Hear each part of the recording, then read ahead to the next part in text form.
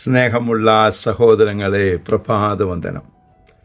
ഇന്നത്തെ സുവിശേഷം ഒരു അത്ഭുതത്തെക്കുറിച്ച് പറയുകയാണ്.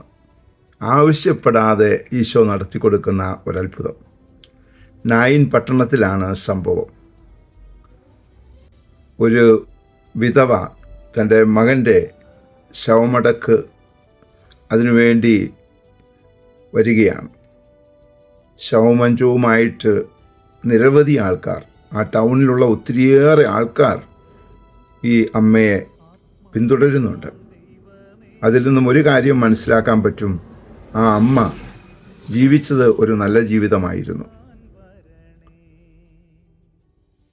മകനെ ജീവിപ്പിക്കണമെന്ന് ആവശ്യപ്പെട്ടില്ല ഈശോയോട്.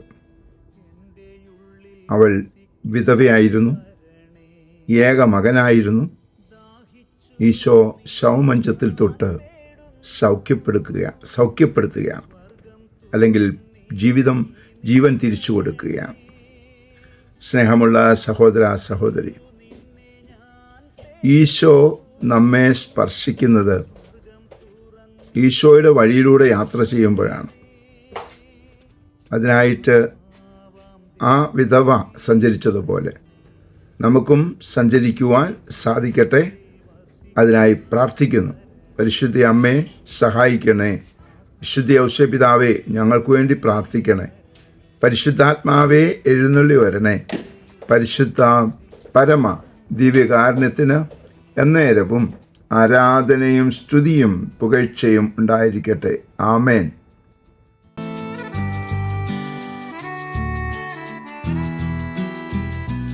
തിരുരക്തത്താൽ അഭിഷേകം ചെയ്യണേ, അഗ്നിയാൽ പരിശുദ്ധി നൽകണേ.